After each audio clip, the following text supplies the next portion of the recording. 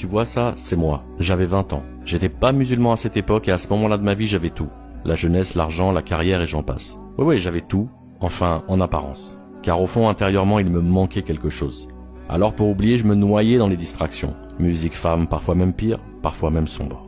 Cette surconsommation de plaisir éphémère masquait ma tristesse. Mais juste un temps. Et puis après, après je plongeais encore plus, accro au plaisir qui s'évapore si vite.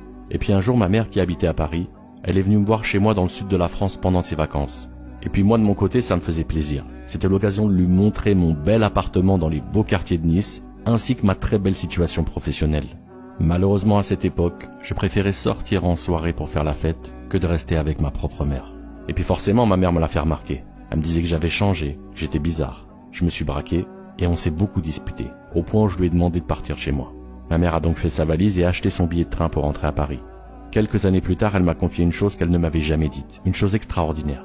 Dans cette gare à Nice, en attendant son train pour Paris, elle s'était effondrée en larmes. Elle avait levé les yeux au ciel et avec tout l'amour qu'une mère peut porter à son fils, elle avait demandé ceci. « Dieu, je t'en prie, sauve mon fils. Ne le laisse pas comme ça. Ne l'abandonne pas, guide-le. » Que vous le croyez ou non, 2 semaines après son invocation en pleurs dans cette gare à Nice, je me suis converti à l'islam.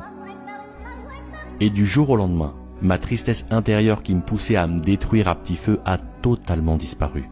La foi qui m'habitait à présent me permettait de devenir la meilleure version de moi-même. La meilleure. D'ailleurs, la première chose que j'ai faite quand je me suis converti, c'est de téléphoner à ma mère pour m'excuser du mal que je lui avais fait. Et puis guidé par l'envie de me rattraper, j'ai tout quitté à Nice et je suis rentré à Paris pour prendre soin d'elle. Et ce qui est extraordinaire dans cette histoire, c'est que par la suite, 1 an et demi après, ma mère s'est elle aussi convertie à l'islam. Vous savez, il n'y a pas de hasard, c'était écrit. Et qu'est-ce que c'était bien écrit d'ailleurs. Et en vérité, ma conversion, elle est due à l'invocation de ma mère en pleurs dans cette gare. Et sa conversion à elle est due à mes invocations en pleurs pour elle en prière. C'est juste l'histoire de l'amour entre une mère et son fils. Chacun veut le bien pour l'un et pour l'autre, et Dieu les rassemble par amour dans la foi.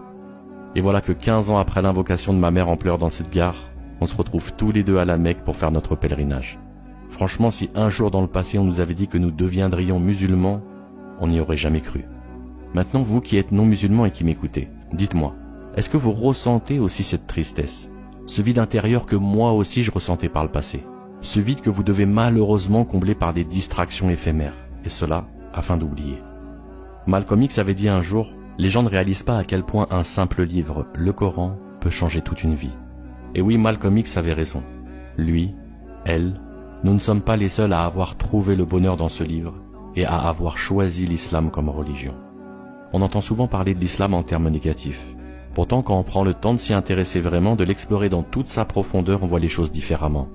D'ailleurs, vous qui m'écoutez, connaissez-vous réellement cette religion? Et cela au-delà des préjugés qui viennent du comportement de certains d'entre nous ou d'une propagande médiatique anti-musulman. Moi, j'en suis pas si sûr. Alors, pour vous aider dans cette démarche, je vous offre quelques livres. Ensuite, libre à vous de les lire ou non. Vous savez, parfois certains se convertissent par le biais de l'invocation d'une mère en pleurs dans une gare. Et puis d'autres par le biais d'une vidéo qui les invitera à se poser les bonnes questions sur leur avenir, ainsi que le but de leur vie. N'est-ce pas, maman? Je leur souhaite en tout cas que Dieu nous guide tous.